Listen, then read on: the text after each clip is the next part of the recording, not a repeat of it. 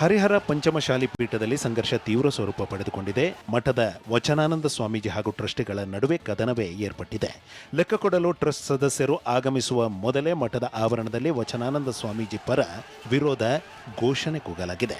ಎರಡು ಗುಂಪುಗಳ ಮುಖಂಡರ ನಡುವೆ ಪರಸ್ಪರ ಮಾತಿನ ಚಕಮಕಿ ನಡೆದಿದೆ.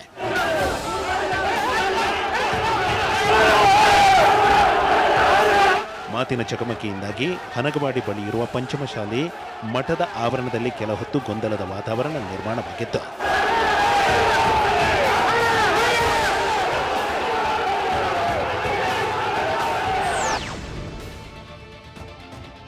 ಹರಿಹರ ಪಂಚಮಶಾಲಿ ಮಠದ ಟ್ರಸ್ಟಿಗಳ ವಿರುದ್ಧ ಉಚ್ಚಾಟಿತ ವಚನಾನಂದ ಸ್ವಾಮೀಜಿ ಕೆಂಡ ಕಾರಿದ್ದಾರೆ. TV9 ಜೊತೆ ಮಾತನಾಡಿದ ಅವರು, ಕಳೆದ 18 ವರ್ಷಗಳಿಂದ ಟ್ರಸ್ಟ್ನವರು ಎಲ್ಲವನ್ನ ದೋಚಿದ್ದಾರೆ. ಈಗ ಭಕ್ತರಿಗೆ ಎಲ್ಲವೂ ಗೊತ್ತಾಗಿದೆ.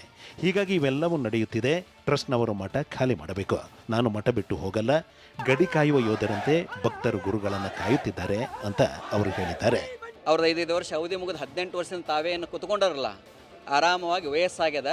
ಈಗ ಅವ್ರು ಸುಮ್ಮನೆ ಎಕ್ಸಿಟ್ ಆಗಿ ಸಾಕಷ್ಟಿಗೆ ಆಲ್ರೆಡಿ ಹೊಡೆದಾರ, ಸಿಕ್ಕಾಪಟ್ಟೆ ಸಿಕ್ಕದೆಲ್ಲ ದೋಚಿದಾರ, ಎಲ್ಲ ಗೊತ್ತಾಗಿದೆ ಈಗ. ಸೊ ಅದಕ್ಕೆ ನಿಮ್ಮ ಜಾಗ ಖಾಲಿ ಮಾಡ್ರಪ್ಪ. ಇದು ಜಾಗ ಖಾಲಿ ಮಾಡೋದು, ಭಕ್ತರು ಬಂದರು ಅವ್ರನ್ನ ಜಾಗ ಖಾಲಿ ಮಾಡ್ಸಕ್ಕ, ನಮ್ಮನ್ನ ಗಟ್ಟಿಯಾಗಿ ನಿಂತ್ಕೊಳಕ್ಕೆ ಅಲ್ಲಪ್ಪ. ಎದಕ್ಕೆ ಬಂದಾರೆ ನೀವು? ಇವತ್ತು ಸಾವಿರ ಜನ ಭಕ್ತರು ಬಂದು ಗುರುಗಳನ್ನ ಕಾಪಾಡಬೇಕು. ಈ ಗುರುಗಳು ಹೋದರೆ ಮತ್ತೆ ಸಿಗಲ್ಲ ಅನ್ನುವಂಥದ್ದು ಅವ್ರೊಂದು ಭಯ ಕಾಡ್ತಾ ಇದೆ. ಭಯ ಅವ್ರಿಗೆ ಕಣ್ಣೀರು ಹಾಕ್ತಾ ಇದ್ದಾರೆ.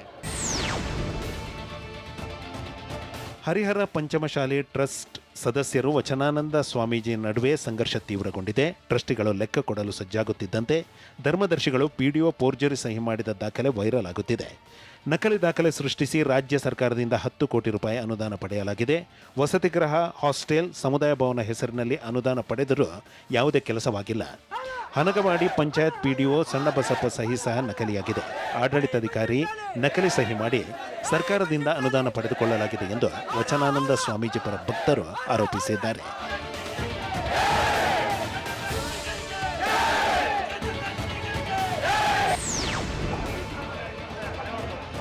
ಹಾಸನ ಜಿಲ್ಲೆಯ ಅರಕಲಗೂಡಿನ ಸಾಲಗೇರಿ ರಸ್ತೆಯಲ್ಲಿ ಚಾಲಕನ ನಿಯಂತ್ರಣ ತಪ್ಪಿ ಮಿನಿ ಲಾರಿ ಮನೆಗೆ ನುಗ್ಗಿದೆ. ಲಾರಿ ನುಗ್ಗಿದ ರಭಸಕ್ಕೆ ಮನೆಯ ಕಾಂಪೌಂಡ್ ಗೋಡೆ ಜಖಂಗೊಂಡಿದೆ. ರಂಗನಾಥ ಎಂಬುವರಿಗೆ ಸೇರಿದ ಮನೆಗೆ ಮಿನಿ ಲಾರಿ ಡಿಕ್ಕಿ ಹೊಡೆದಿದೆ. ಅದೃಷ್ಟವಶಾತ್ ಮನೆಯಲ್ಲಿದ್ದವರು ಪ್ರಾಣಾಪಾಯದಿಂದ ಪಾರಾಗಿದ್ದಾರೆ.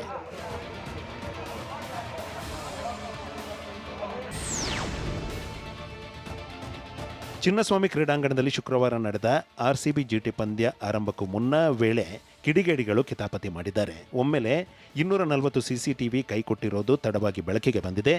ಸ್ಟೇಡಿಯಂ ಸುತ್ತ ಪ್ರವೇಶದ್ವಾರದಲ್ಲಿ ಹಾಕಿದ್ದ CCTV ಸಂಪರ್ಕವನ್ನು ಕಡಿತಗೊಳಿಸಲಾಗಿದೆ. ಉಪವಿತರಕ ಸಂಸ್ಥೆಯ ಮಂಜುನಾಥ್ ಮತ್ತು ಅಬ್ದುಲ್ ಕಲಾಂ ಈ ಕೃತ್ಯವೆಸಗಿದ್ದಾರೆ.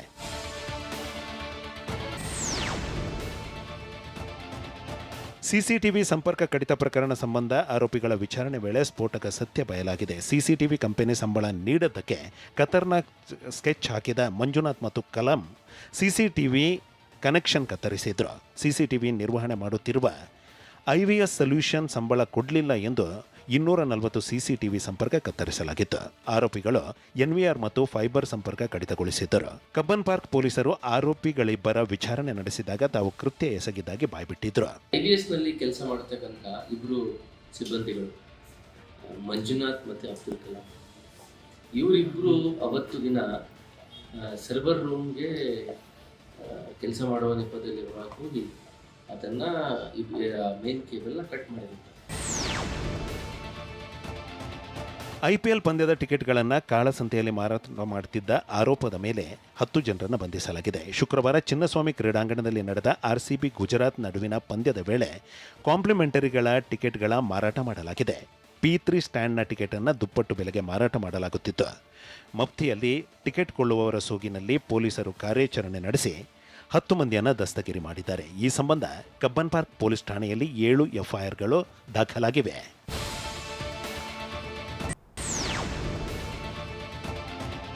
ಬೆಂಗಳೂರಿನಲ್ಲಿ CET ಪರೀಕ್ಷೆ ವೇಳೆ ವಿದ್ಯಾರ್ಥಿಗಳ ಜನಿವಾರವನ್ನು ಉದ್ದೇಶಪೂರ್ವಕವಾಗಿ ತೆಗೆಸಲಾಗಿದೆ ಎಂಬುದು ತನಿಖಾ ವರದಿಯಲ್ಲಿ ತಿಳಿದುಬಂದಿದೆ. ಕೃಪಾನಿಧಿ ಕಾಲೇಜಿನ ಸಿಬ್ಬಂದಿ ಉದ್ದೇಶಪೂರ್ವಕವಾಗಿಯೇ ಜನಿವಾರ ತೆಗೆಸಿದ್ದಾರೆ. ಸಿಬ್ಬಂದಿಯ ಕರ್ತವ್ಯ ಲೋಪವಾಗಿದ್ದು ಕೃಪಾನಿಧಿ ಕಾಲೇಜಿನಲ್ಲಿ CET ಪರೀಕ್ಷೆ ನಡೆಸದಂತೆ ವರದಿಯಲ್ಲಿ ಉಲ್ಲೇಖಿಸಲಾಗಿದೆ ಅಂತ ತಿಳಿದುಬಂದಿದೆ. ಸಿಸಿ ಕ್ಯಾಮೆರಾ ಪರಿಶೀಲನೆ ನಡೆಸಿದಾಗ ಜನಿವಾರ ತೆಗೆಸಿರೋದು ಖಚಿತವಾಗಿದೆ. ಕಾಲೇಜಿನ ಎಡವಟ್ಟು ಬಯಲಾಗಿದೆ ಅಂತ ವರದಿಯಲ್ಲಿ ಪ್ರಸ್ತಾಪಿಸಲಾಗಿದೆ ಅಂತ ಮೂಲಗಳು ತಿಳಿಸಿವೆ. ಸರ್ಕಾರ ಹಾಗೂ ಕರ್ನಾಟಕ ಪರೀಕ್ಷಾ ಪ್ರಾಧಿಕಾರಕ್ಕೆ ತನಿಖಾ ತಂಡ ವರದಿ ಸಲ್ಲಿಸಲಿದೆ.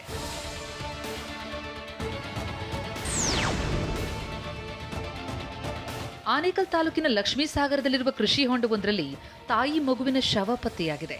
ತಾಯಿ ಲಾವಣ್ಯ, ಪುತ್ರಿ ಲಕ್ಷತಾ ಮೃತದೇಹ ಪತ್ತೆಯಾಗಿದ್ದು, ಲಾವಣ್ಯ ಪತಿ ಸಂಪತ್ ಕೊಲೆಯಾಗಿದೆ ಎನ್ನುವಂತಹ ಆರೋಪ ಮಾಡಿದ್ದಾರೆ. 2017ರಲ್ಲಿ ಸಂಪತ್ ಜೊತೆ ಲಾವಣ್ಯ ವಿವಾಹವಾಗಿತ್ತು. ಏಪ್ರಿಲ್ 25ರಂದು ನಡೆದ ಘಟನೆ ತಡವಾಗಿ ಬೆಳಕಿಗೆ ಬಂದಿದೆ. ಸೂರಿನಗರ ಪೊಲೀಸ್ ಠಾಣೆಯಲ್ಲಿ ಕೇಸ್ ದಾಖಲಾಗಿದೆ.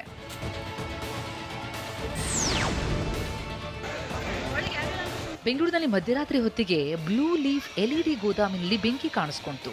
ಎಲ್ಇಡಿ ಸ್ಕ್ರೀನ್ಗಳನ್ನು ಶೇಖರಿಸಿ ಡಿಸ್ಟ್ರಿಬ್ಯೂಟ್ ಮಾಡುವ ಗೋಡೌನ್ಗೆ ಬೆಂಕಿಯಿಂದಾಗಿ ಸಂಪೂರ್ಣ ಸುಟ್ಟು ಕರಕಲಾಗಿದೆ. ಮಧು ಎಂಬುವರಿಗೆ ಸೇರಿದ ಗೋಡೌನ್ ಬೆಂಕಿಗಾಹುತಿಯಾಗಿದ್ದು, ಗೋಡೌನ್ ಮುಂಭಾಗ ನಿಂತಿದ್ದ ಒಂದು ಬುಲೆಟ್, ಬೊಲೆರೋ ಪಿಕಪ್ ವಾಹನ ಸುಟ್ಟು ಹೋಗಿದೆ. ಪಕ್ಕದಲ್ಲಿದ್ದ 4 ಅಂತಸ್ತಿನ ಲೇಡೀಸ್ ಪಿಜಿ ಕಟ್ಟಡ, ಅಕ್ಕಪಕ್ಕದಲ್ಲಿದ್ದ ಮನೆಗಳಿಗೆ ಕೂಡ ಬೆಂಕಿ ವ್ಯಾಪಿಸಿತು. ಘಟನಾ ಸ್ಥಳಕ್ಕೆ ಬಂದ ಅಗ್ನಿಶಾಮಕ ದಳ ಸಿಬ್ಬಂದಿ ಬೆಂಕಿ ನಂದಿಸಿದ್ದಾರೆ. ಶಾರ್ಟ್ ಸರ್ಕ್ಯೂಟ್ನಿಂದ ಬೆಂಕಿ ಕಾಣಿಸಿಕೊಂಡಿರುವ ಶಂಕೆ ಇದ್ದು, ನಂದಿನಿ ಲೇಔಟ್ ಪೊಲೀಸ್ ಠಾಣಾ ವ್ಯಾಪ್ತಿಯಲ್ಲಿ ಈ ದುರ್ಘಟನೆ ನಡೆದಿದೆ.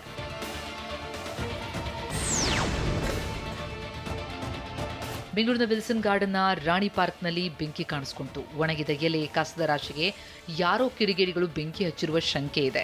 ಕಿಡಿಗೇಡಿ ಕೃತ್ಯಕ್ಕೆ ರಾಣಿ ಪಾರ್ಕ್ನಲ್ಲಿದ್ದ ಸಸ್ಯ ಸಂಪತ್ತು ಸೇರಿ ಉಪಕರಣ ಬೆಂಕಿಗಾಹುತಿಯಾಗಿದೆ.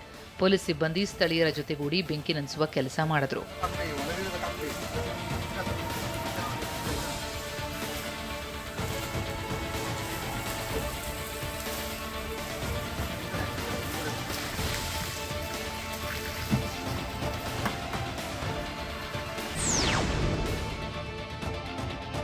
ಕಲಬುರಗಿ ಜಿಲ್ಲೆಯ ಅಫಜಲ್ಪುರದಲ್ಲಿ ಕೃಷಿ ಹೊಂಡಕ್ಕೆ ಬಿದ್ದು ಕಾರ್ಮಿಕ ಸಾವನ್ನಪ್ಪಿದ್ದಾನೆ. ಮಾಶಾಳ ಗ್ರಾಮ ಕೃಷಿ ಹೊಂಡಕ್ಕೆ ಹೋಗಿ ಕಾಲು ಜಾರಿ ಬಿದ್ದು ಮೆಹಬೂಬ್ ಎಂಬಾತ ಮೃತಪಟ್ಟ. ನೀರು ತರಲು ಕೃಷಿ ಹೊಂಡಕ್ಕೆ ಹೋದಾಗ ಕಾಲು ಜಾರಿ ಬಿದ್ದು ಈ ಅವಘಡವಾಗಿದೆ. ಅಫಜಲ್ಪುರ ಪೊಲೀಸ್ ಠಾಣೆಯಲ್ಲಿ ಕೇಸ್ ದಾಖಲಾಗಿದೆ.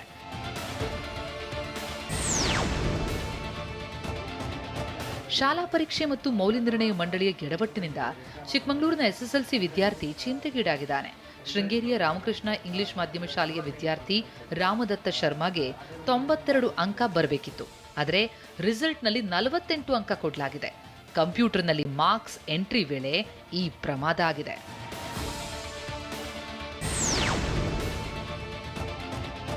ಕೊಪ್ಪಳದಲ್ಲಿ ಅನ್ನಭಾಗ್ಯ ಅಕ್ಕಿ ಅಕ್ರಮ ಸಾಗಾಟಕ್ಕೆ ಬ್ರೇಕ್ ಹಾಕಲಾಗಿದೆ.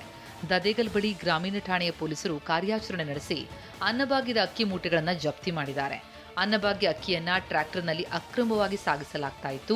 ಖಚಿತ ಮಾಹಿತಿ ಆಧರಿಸಿ ದಾಳಿ ನಡೆಸಿದ ಕೊಪ್ಪಳ ಗ್ರಾಮೀಣ ಪೊಲೀಸರು ಅನ್ನಭಾಗ್ಯದ ಅಕ್ಕಿಯನ್ನ ವಶಕ್ಕೆ ಪಡೆದಿದ್ದಾರೆ.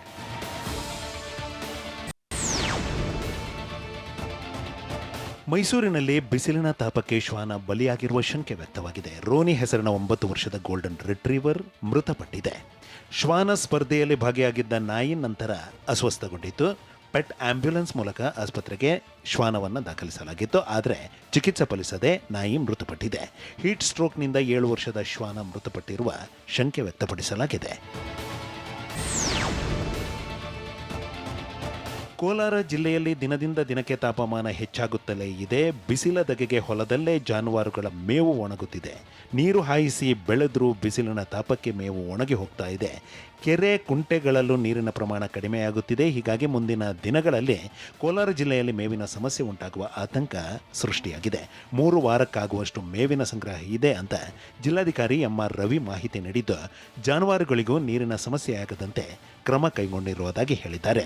ಕೇವಲ ಜನಗಳಿಗೂ ಸಾರ್ವಜನಿಕರಿಗೆ ಕುಡಿಯುವ ನೀರು ಸಮಸ್ಯೆ ಅಲ್ಲ, ಜಾನುವಾರುಗಳಿಗೂ ಕೂಡ ಕುಡಿಯುವ ನೀರು ಸಮಸ್ಯೆ ಆಗಬಾರ್ದು ಅಂತೇಳಿ ನಮ್ಮ ಜಿಲ್ಲೆಯಲ್ಲಿ ಒಟ್ಟು 1312 ನೀರಿನ ತೊಟ್ಟಿಗಳನ್ನು ಕಟ್ಟಿಸಿದ್ದೀವಿ. ಆ ನೀರಿನ ತೊಟ್ಟಿಗಳಲ್ಲಿ ನೀರು ಸಂಗ್ರಹವಾಗಿದೆ. ಬೀದರ್ ಜಿಲ್ಲೆಯಲ್ಲಿ ಉರಿಯುವ ಬಿಸಿಲು, ಮೇವು ನೀರು ಸಿಗದೆ ಕುರಿ ಮೇಕೆಗಳು ತತ್ತರಿಸಿವೆ.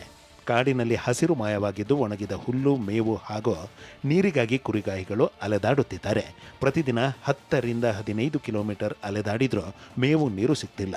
ಸಕಾಲಕ್ಕೆ ಮೇವು ನೀರು ಸಿಗದೆ ಮೇಕೆ ಕುರಿಗಳು ಸೊರಗುತ್ತಿವೆ ಅಂತ ಕುರಿಗಾಹಿಗಳು ಆತಂಕ ವ್ಯಕ್ತಪಡಿಸಿದ್ದಾರೆ.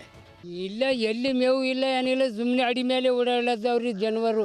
ನೀರಿಲ್ಲ, ಮೇವು ಇಲ್ಲ, ಸುಮಾರು ಬಿಸಿಲಾಗ ಓಡಾಡತ್ತ ಜನವರು. ಹೊಟ್ಟೆ ತುಂಬಲು ಹೊಂಟಿಲ್ಲ ಜನವರಿಗೆ. ಎಲ್ಲರೂ ಒಕ್ಕಲಿಗರು ನೀರು ಚಾಲು ಮಾಡಿಕೊಡಲ್ಲ ಹೊಂಟಿಲ್ಲ. ನೀರಿನ ಭಾಳ ತರಸ್ ಅದ ರೀ. ಬೆಂಗಳೂರು ದಕ್ಷಿಣ ಜಿಲ್ಲೆಯ ರಾಮನಗರ ಜಿಲ್ಲಾಸ್ಪತ್ರೆಯಲ್ಲಿ ಹೀಟ್ ಸ್ಟ್ರೋಕ್ ಸೆಂಟರ್ ನಿರ್ಮಿಸಲಾಗಿದೆ. 4 ಹಾಸಿಗೆಗಳ ಪ್ರತ್ಯೇಕ ವಾರ್ಡ್ನಲ್ಲಿ ಬಿಸಿಲಿನ ಬೇಗೆಗೆ ಒಳಗಾದ ರೋಗಿಗಳಿಗೆ ಚಿಕಿತ್ಸೆ ನೀಡಲಾಗುವುದು. ಮುಂದಿನ ದಿನಗಳಲ್ಲಿ ರೋಗಿಗಳನ್ನು ನೋಡಿಕೊಂಡು ಬೆಡ್ಗಳ ಹೆಚ್ಚಳಕ್ಕೆ ತೀರ್ಮಾನ ಕೈಗೊಳ್ಳಲಾಗಿದೆ. ರಾಮನಗರ ಜಿಲ್ಲಾಸ್ಪತ್ರೆಯಲ್ಲಿ 4 ಬೆಡ್ಡೆಡ್ನ ಒಂದು ಹೀಟ್ ಸ್ಟ್ರೋಕ್ ಟ್ರೀಟ್ಮೆಂಟ್ ಸೆಂಟರ್ನ ಕೂಡ ತೆರೆದಿರ್ಬೋದು. ದೃಶ್ಯದಲ್ಲಿ ಕೂಡ ನೋಡ್ತಾ ಇದ್ದೀರಿ. ಈಗಾಗಲೇ ಇದಕ್ಕೆ ಸ್ಪೆಷಲಿ ಈ ಒಂದು ಬಿಸಿಲಿನಿಂದ ಏನೆಲ್ಲ ಅವರಿಗೆ ಹೆಚ್ಚು ಕಡಿಮೆ ಆಗುತ್ತೆ ಅವರಿಗೆ ಟ್ರೀಟ್ಮೆಂಟ್ ಕೊಡೋದಕ್ಕೆ ಅಂತಾನೆ ಈ ಒಂದು ಸ್ಪೆಷಲ್ ಆದಂಥ ಒಂದು ವಾರ್ಡನ್ ಕೂಡ ತೆರೆದಿರೋದು. ವಿಜಯನಗರ ಜಿಲ್ಲೆಯಲ್ಲಿ ಬಿಸಿಲಿಗೆ ಜನ ಬಳಲಿ ಬೆಂಡಾಗಿದ್ದಾರೆ. ಬಿರು ಬಿಸಿಲಿನ ಹೊಡೆತಕ್ಕೆ ಜನ ಮಣ್ಣಿನ ಮಡಿಕೆಗಳಿಗೆ ಮೊರೆ ಹೋಗಿದ್ದಾರೆ. ವಿಜಯನಗರ ಜಿಲ್ಲೆ ಹೊಸಪೇಟೆ ಸೇರಿದಂತೆ 6 ತಾಲೂಕಿನ ಜನರಿಂದ ಮಣ್ಣಿನ ಮಡಿಕೆಗಳ ಖರೀದಿ ಜೋರಾಗಿದೆ. ಮಣ್ಣಿನ ಮಡಿಕೆಗೆ ಕೊಳಾಯಿಗಳನ್ನು ಕೂಡಿಸಿ ಮಾರಾಟ ಮಾಡಲಾಗ್ತಿದೆ. 250 ರೂಪಾಯಿಂದ 300 ರೂಪಾಯಿಗೆ ಒಂದು ಮಡಿಕೆ ಮಾರಾಟ ಮಾಡಲಾಗ್ತಿದೆ. ಸದ್ಯ ಮಣ್ಣಿನ ಮಡಿಕೆಗಳಿಗೆ ಸಖತ್ ಡಿಮಾಂಡ್ ಹೆಚ್ಚಾಗಿದ್ದು ಬಡವರು ಶ್ರೀಮಂತರೆನ್ನದೇ ಮಣ್ಣಿನ ಮಡಿಕೆಗಳಿಗೆ ಮೊರೆ ಹೋಗಿದ್ದಾರೆ. ಅರಸೀಕೆರೆ ಶಾಸಕ KM ಶಿವಲಿಂಗೇಗೌಡ ಭರ್ಜರಿ ಡ್ಯಾನ್ಸ್ ಆಡಿದ್ದಾರೆ. ಅರಸೀಕೆರೆಯಲ್ಲಿ ನಡೆದ ವಾಸವಿ ಜಯಂತಿ ಹಾಗೂ ಗಿರಿಜಾ ಕಲ್ಯಾಣ ಮಹೋತ್ಸವ ಮೆರವಣಿಗೆಯಲ್ಲಿ ಕಾಂಗ್ರೆಸ್ ಶಾಸಕ ಕುಣಿದು ಕುಪ್ಪಳಿಸಿದ್ದಾರೆ. ಮೆರವಣಿಗೆಯು BH ರಸ್ತೆ ಬರುತ್ತಿದ್ದಂತೆ ಶಿವಲಿಂಗೇಗೌಡ ಡೋಲು ಬಾರಿಸುತ್ತಾ ಹೆಜ್ಜೆ ಹಾಕಿದ್ದಾರೆ. ಶಾಸಕ ಡ್ಯಾನ್ಸ್ಗೆ ಮನಸೋತ ಬೆಂಬಲಿಗರು ಶಿಲ್ಲೆ ಹಾಕಿ ಚಪ್ಪಾಳೆ ತಟ್ಟಿದ್ದಾರೆ.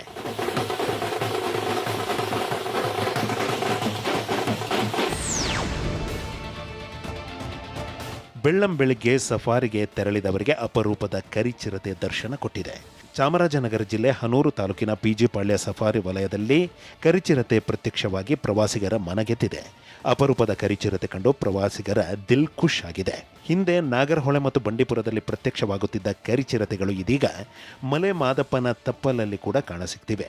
PG ಪಾಳ್ಯ ಸಫಾರಿಗೆ ತೆರಳಿದವರಿಗೆ ಈ ಅಪರೂಪದ ದರ್ಶನವಾಗಿದೆ. ನಾಗರಹೊಳೆ ರಾಷ್ಟ್ರೀಯ ಉದ್ಯಾನವನದಲ್ಲಿ ಅಕ್ರಮ ಬೇಟೆಗೆ ಯತ್ನಿಸಿ ಅರಣ್ಯ ಸಿಬ್ಬಂದಿ ಕಾರ್ಯಾಚರಣೆ ವೇಳೆ ಪರಾರಿಯಾಗಿದ್ದ ಆರೋಪಿಯನ್ನು ಬಂಧಿಸಲಾಗಿದೆ. ಹುಣಸೂರು ತಾಲೂಕು ಶಿಂಡೇನಹಳ್ಳಿ ನಿವಾಸಿ ಶ್ರೀನಿವಾಸ್ ಉರೂಫ್ ದಾಸ್ ಬಂಧಿತ ಆರೋಪಿ. ಇತ್ತೀಚೆಗೆ ವೀರನಹೊಸಹಳ್ಳಿ ವಲಯದ ಜಾರ್ಗಲ್ ವುಡ್ ಲಾಟ್ ಬಳಿ ಆರೋಪಿಗಳು ಬೇಟೆಗೆ ಹೊಂಚು ಹಾಕಿದ್ರು. ಖಚಿತ ಮಾಹಿತಿ ಮೇರೆಗೆ ಅರಣ್ಯಾಧಿಕಾರಿಗಳು ದಾಳಿ ನಡೆಸಿದಾಗ ಹಿಂಡ್ಲುಗುಂಡ್ಲುವಿನ ರಾಮೇಗೌಡ ಅಲಿಯಾಸ್ ಪಿಟೀಲು ರಾಮ ಬಂಧನವಾಗಿತ್ತು. ಶ್ರೀನಿವಾಸ್ ಪರಾರಿಯಾಗಿದ್ದ. ಮತ್ತೊಬ್ಬ ಆರೋಪಿ ನೆಗತ್ತೂರಿನ ಪ್ರಜ್ವಲ್ ಪತ್ತೆಗೆ ಶೋಧ ಕಾರ್ಯ ಮುಂದುವರೆದಿದೆ.